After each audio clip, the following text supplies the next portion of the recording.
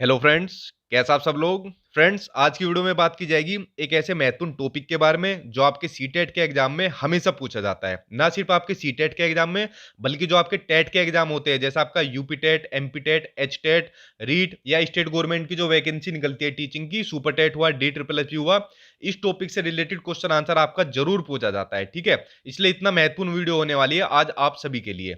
और साथ ही जरूरी बात देखिए, जो आपके टॉपिक आपके पेपर में पूछे जाते हैं सिर्फ मैं वही आपको कराता हूं। ठीक है, इसलिए इधर उधर की चीजें ना करा के जो आपके पेपर में चीजें पूछी जाती है जिनसे आपका एग्जाम क्वालिफाई होगा उन्हीं टॉपिक को मैं आपको कराता हूं। तो ये आज आपका फोर्थ टॉपिक है। इससे पहले 3 टॉपिक मैं आपको करा चुका हूं, वो आप लोग मेरे चैनल में जाके देख सकते हो। और जितने भी आपका पूरा सिलेबस है, चाहे आपका सी टेट का हो चाहे आपका टेट का हो, वो मैं आपको पूरा कंप्लीट करा रहा हूं नई सिरे से। इसलिए उसके लिए चैनल को सब्सक्राइब कर लेना, ताकि पेपर में आने वाले जितने भी महत्वपूर्ण टॉपिक है वो आपको मेरे यूट्यूब चैनल पर मिल जाए। इसलिए उसके लिए चैनल को सब्सक्राइब कर लेना। तो चलिए बात कर लेते हैं इस महत्वपूर्ण टॉपिक के बारे में। ठीक है, देखिए ये रहे लॉरेंस कोलबर्ग। अब ये रही इनकी फोटो, ये तो आपके एग्जाम में आएगी नहीं। अब इनसे जुड़ी वो बातें जो आपके एग्जाम में आती है। पहली चीज, लॉरेंस कोलबर्ग का नैतिकता का सिद्धांत। पहला क्वेश्चन तो आपका यही बनता है कि जो मॉरल डेवलपमेंट थ्योरी थी, नैतिक विकास का सिद्धांत था, वो किसने दिया था? तो वो दिया था लॉरेंस कोलबर्ग ने। ठीक है, उसके बाद बात करते हैं। देखिए, इस सिद्धांत के बारे में जानने से पहले जान लेते हैं नैतिकता के बारे में। जो आपकी मोरलिटी होती है वो क्या होती है, इसके बारे में जान लेते हैं। देखिए ये लिखा हुआ नैतिकता के बारे में, यह वह गुण है जिससे हम सही और गलत की पहचान होती है। जिससे हमें सही और गलत की पहचान होती है कि भाई ये चीज सही है, अच्छी है, ये और ये चीज गलत है, गंदी है। तो उसकी पहचान किससे होती है? आपकी नैतिकता से होती है। बच्चा अपने सामाजिक परिवेश से ही नैतिकता और अनैतिकता को जानता है। बच्चे हुए चाहे हम लोग भी हुए, तो हमें कैसे पता कि भाई कौन सी चीज सही है यानी नैतिक है, और कौन सी चीज गलत है यानी अनैतिक है। तो हमने अपने समाज से जाना, अपने एनवायरमेंट से जाना। ठीक है, तो इसलिए सामाजिक परिवेश से ही पता चलता है नैतिकता का और अनैतिकता का। यह बात हो गई नैतिकता की। अब बात कर लेते हैं अगले पॉइंट की। अगला पॉइंट है आपका, कोलबर्ग अमेरिका के मनोवैज्ञानिक थे। ये आपका एग्जाम में क्वेश्चन पूछा गया है कि जो कोलबर्ग थे वो किस देश के निवासी थे? तो वो थे आपके अमेरिका के मनोवैज्ञानिक थे। उसके बाद जिन्होंने नैतिकता का सिद्धांत या नैतिक विकास का सिद्धांत दिया, ऊपर मैंने आपको बता दिया कि मोरल डेवलपमेंट थ्योरी किसने दी थी? लॉरेंस कोलबर्ग ने। ठीक है, आगे बढ़ते हैं इनके बारे में और क्या चीजें दी हुई है।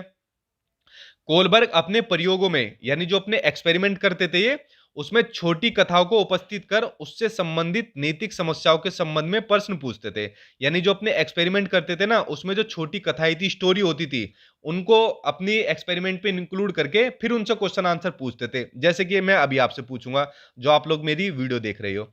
देखो, उसमें सबसे प्रचलित उनकी ये वाली स्टोरी है, जो आपके एग्जाम में भी, जो टीचिंग के एग्जाम होते हैं वहां से बहुत क्वेश्चन आते हैं इस स्टोरी के अंदर से।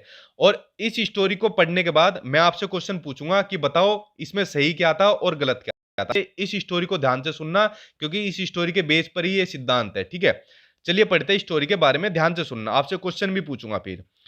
देखिए यहां से ये शुरू होती है। यूरोप में एक महिला मौत के कगार पर थी। डॉक्टर ने कहा कि एक दवाई है जिससे शायद उसकी जान बच जाए। वो एक तरीके का रेडियम था जिसकी खोज उस शहर के एक फार्मिस्ट ने की थी, तभी की थी। दवाई बनाने का खर्चा बहुत था, और दवाई वाला दवाई बनाने के खर्च से 10 गुना ज्यादा पैसे मांग रहा था। उस औरत का इलाज करवाने के लिए उसका पति हिंज, ठीक है, इस औरत का पति था हिंज। ये आपके एग्जाम में पूछा गया है हिंज के बारे में। तो हिंज उन सब के पास गया जिसे वह जानता था। उसे केवल कुछ पैसे ही उधार मिले, जो कि दवाई के दाम से आधी थे। उसने दवाई वाले से कहा कि उसकी पत्नी मरने वाली है, और उस दवाई को क्या दे दे, सस्ते में दे दे। ठीक है, वह उसके बाकी पैसे बाद में दे देगा। फिर भी दवाई वाले ने क्या कर दिया, मना कर दिया। तो दवाई वाले ने कहा कि भाई मैंने दवाई खोजी है, मैं इसे बेचकर पैसे कमाऊंगा। तब हिंज ने मजबूर होकर उसकी दुकान तोड़कर वो दवाई क्या काम कर ली, अपनी पत्नी के लिए चुरा ली। तो इस कहानी के आधार पर जो कोलबर्ग ने 2 बातों पर बल दिया। अब बताओ, जो हिंज था उसने काम सही किया या गलत किया? देखो, अगर वो चोरी नहीं करता तो उसकी वाइफ मर जाती, अगर चोरी करेगा तो वो कहा जाएगा, जेल में जाएगा। तो बताओ उसने क्या काम किया? कमेंट बॉक्स में आप लोग बता सकते हो उसने सही काम किया, गलत काम किया। अब स्टोरी के बेस के ऊपर ही जो कोलबर्ग ने 2 बातें बताई थी, जो कि आपके लिए जानना बहुत जरूरी है। ठीक है, और आपके एग्जाम में पूछी जाती है। उसमें पहली थी आपकी मोरल डिलेमा यानी नैतिक दुविधा। ये क्या होती है? सही और गलत के बारे में डिसीजन लेने में शामिल जो प्रोसेस होता है, प्रक्रिया होती है, उसे बोलते हैं नैतिक दुविधा। जैसे हिंज अगर चोरी करेगा तो पुलिस पकड़ लेगी, और अगर नहीं करेगा तो उसकी बीवी मर जाएगी। अभी इसी चीज में वो सोच रहा है कि भाई चोरी करूं या नहीं करूं, अगर चोरी की तो पुलिस पकड़ के ले जाएगी और नहीं करता तो मेरी वाइफ मर जाएगी। तो यहाँ पर जो ये जो प्रोसेस हो रहा है, सही और गलत का जो डिसीजन लिया जा रहा है, उसमें जो प्रोसेस शामिल हो रहा है उसी को बोलते हैं मोरल डिलेमा या फिर नैतिक दुविधा। समझ गए इसको आप, नैतिक दुविधा के बारे में? एक और एग्जांपल दूं। मान लीजिए हमें शादी करनी है और शादी के लिए दो ऑप्शन है। यहाँ पर तो कोई मान लो गवर्नमेंट जॉब वाला है लेकिन दिखने में बिल्कुल भी अच्छा नहीं है, साथ में खड़े होने में भी हमें उसके साथ शर्म लगेगी, लेकिन उसकी गवर्नमेंट जॉब है। लेकिन साथ में दूसरा है जो पार्टनर, वो दिखने में तो बहुत अच्छा है लेकिन करता कुछ नहीं है, ठीक है, अच्छा बस दिखने दिखने में ठीक है, लेकिन हमें डिसीजन जरूर लेना है, इन दोनों में से शादी जरूर करनी है। तो ये भी क्या हो गया, मोरल डिलेमा। यहाँ पर क्या हो रहा है, हम सही और गलत के बारे में डिसीजन ले रहे हैं कि कौन सा सही रहेगा, ठीक है। तो मोरल डिलेमा के बारे में आप जान गए। उसके बाद बात करते हैं दूसरे पॉइंट की। दूसरा है आपका नैतिक तर्कना, यानी कि मोरल रीजनिंग। ये क्या होता है, सही और गलत में से किसी एक को चुनना। जैसे इंज ने चोरी को चुन लिया, मोरल रीजनिंग होता है या कि या तो सही को चुन लो या गलत को चुन लो, किसी एक को चुन लो, ठीक है। चलिए अब चलते हैं अगले क्वेश्चन के बारे में। कमेंट बॉक्स में बता सकते हो अगर शादी के लिए आप किसे चुनोगे, सरकारी नौकर को या फिर उसके अलावा जो लुक में दिखता हो। अगला जो इसके लेवल है, जो आपके एग्जाम में पूछे जाते हैं, बहुत ही महत्वपूर्ण, यहां से आपके क्वेश्चन भर भर के आते हैं सीटेट के एग्जाम में। देखिए इन्होंने, कोलबर्ग ने नैतिकता के 3 स्तर बताए थे और हर स्तर में उनके 2 उप स्तर थे, ठीक है। यानी 3 स्तर हो गए और उनके 2-2 उप स्तर हो गए। ये जानना आपके लिए बहुत जरूरी है। जो पहला स्तर था, पहला स्तर है इसमें इसमें आपका प्राक रूढ़िगत नैतिकता का स्तर, प्री कन्वेंशनल स्टेज। हो सके तो इनके नाम इंग्लिश में याद करिए, हिंदी में अलग अलग दिए होते हैं, ठीक है। प्री कन्वेंशनल स्टेज होती है आपकी 4 साल से लेके 10 साल तक का जो बच्चा होता है वो होता है आपका प्री कन्वेंशनल स्टेज में होता है, ठीक है। जन्म से लेके 4 साल का बच्चा नहीं होता, क्योंकि 4 साल के बच्चे के अंदर नैतिकता नहीं होती, नैतिकता के बारे में उसे कुछ पता ही नहीं होता। अब इस स्तर के बारे में जान लेते हैं। इस अवस्था में नैतिकता शून्य होती है, यानी बच्चों को सही और गलत के बारे में पता नहीं होता। इस अवस्था में नैतिक तर्कना दूसरे लोगों के मानकों के अकॉर्डिंग होती है, ठीक है। ये बात होगी आपकी प्री कन्वेंशनल स्टेज की बात हो गई।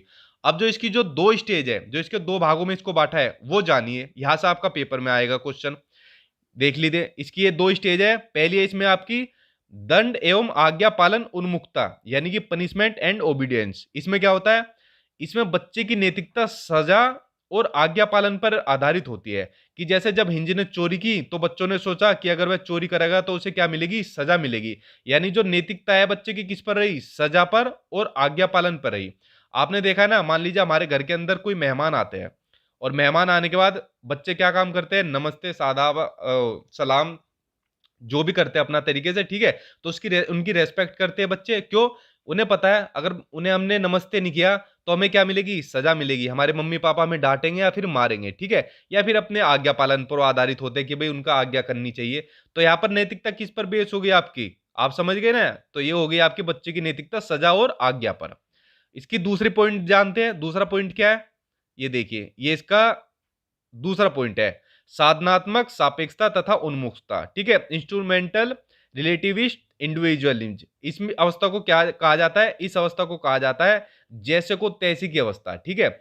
यानी कि इसमें जैसा व्यवहार उसके साथ करेगा वैसा ही वह खुद भी करेगा, इसलिए इसको जैसे को तैसे अवस्था भी कहा जाता है, ठीक है। जैसे जैसे एग्जांपल मैं आपको देता हूं, ये एग्जाम्पल कि अगर एक बच्चे ने दूसरे बच्चे की पेंसिल तोड़ दी तो दूसरे बच्चे ने भी क्या काम कर दिया, उसका पेंसिल तोड़ दिया कि ले तूने मेरी पेंसिल तोड़ दी, अब मैं तेरी पेंसिल तोड़ूंगा, ठीक है। तो यानी उसने क्या काम कर दिया, जैसे को तैसा कर दिया, इंडिविजुअलिज्म में, ठीक है। तो ये होगी आपकी दूसरी अवस्था इसकी, जो आपकी कन्वेंशनल स्टेज की थी, प्री कन्वेंशनल की थी। अब बात करते हैं दूसरी स्टेज की। दूसरी स्टेज है इसमें आपकी रूढ़िगत नैतिकता का स्तर, यानी कि कन्वेंशनल स्टेज। ये होती है आपकी 10 साल से लेकर 13 वर्ष तक।